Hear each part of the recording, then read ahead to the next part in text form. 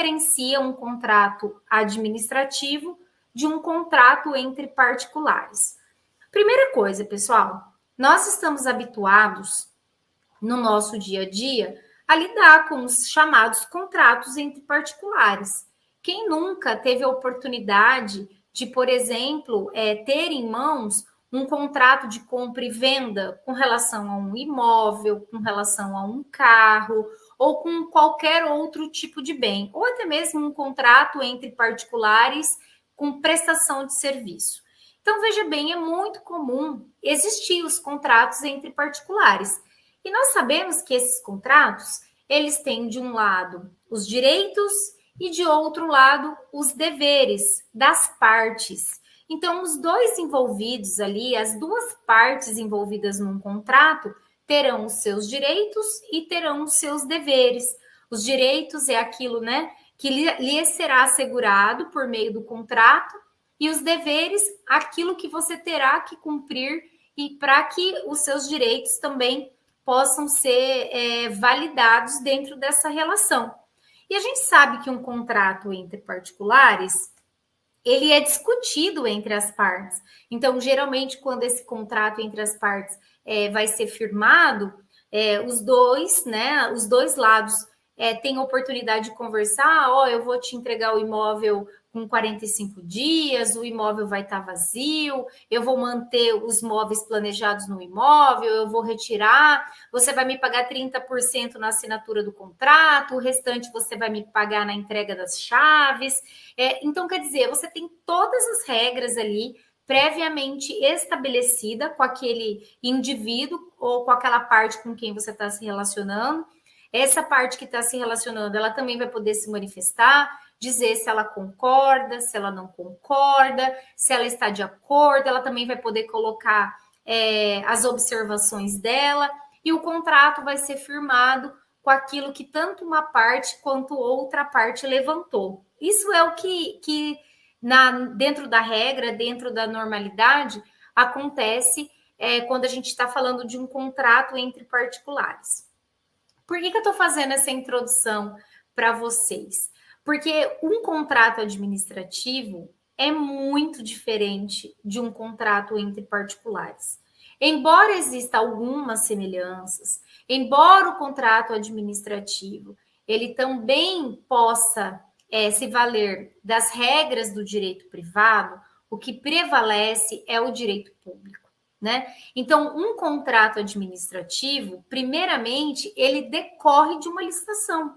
Então, isso é bem importante de vocês terem em mente. Então, o fornecedor, ele foi lá, ele se sujeitou a participar de um edital de licitação, ele se sujeitou a participar daquele processo de disputa, ele organizou os documentos da empresa dele, ele organizou a proposta de preço dele, ele organizou tudo que ele tinha e podia organizar com relação ao seu processo de participação. Ele venceu a licitação, ele teve a licitação homologada a seu favor, ele teve o objeto adjudicado, ele passou por todo esse processo, ele assinou uma ata e, posteriormente, vai chegar para esse indivíduo um contrato administrativo.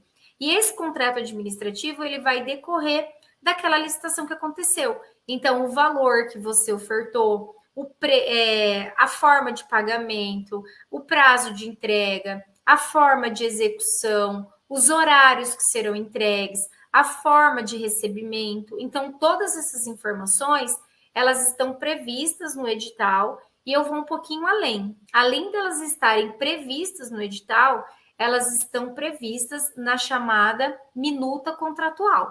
Então, veja bem, no final dos editais, sempre vem a minuta do contrato, para que o fornecedor ele tenha uma ideia do contrato que ele vai assinar, caso ele venha a vencer a licitação. Na prática, a gente sabe que os fornecedores não ligam muito para isso, eles deixam a minuta do edital, a minuta do contrato lá no edital, eles não fazem a leitura e eles vão deixar para ler essa minuta contratual quando o contrato efetivamente chegar para ele. E aí, pessoal, não tem o que discutir. Contrato administrativo é por adesão, não tem o que discutir. Ah, mas eu não concordo com essa cláusula. Não tem o que fazer. Ah, mas eu não contrato, eu não concordo com esse prazo de pagamento. Eu quero discutir, eu quero mudar isso no contrato. Não. Este contrato está vinculado a uma licitação. Você se sujeitou a essa licitação. As regras do jogo estavam previstas no edital. Lembrando que o edital faz lei entre as partes. E esse edital, ele gerou uma minuta contratual que, por sua vez, virou um contrato que só cabe ao fornecedor assiná-lo. Então, o que diferencia um contrato administrativo de um contrato entre particulares?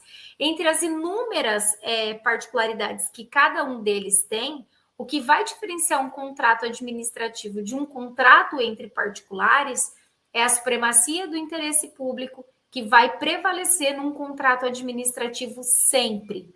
É por isso que a gente tem, em se tratando de contrato administrativo, as chamadas cláusulas exorbitantes, que a gente vai discutir na noite de hoje, que são aquelas cláusulas que exorbitam, por isso que ela tem inclusive esse nome, cláusulas exorbitantes, que são coisas que a gente não entende como algo comum dentro do universo de relação contratual, justamente por conta da supremacia do interesse público.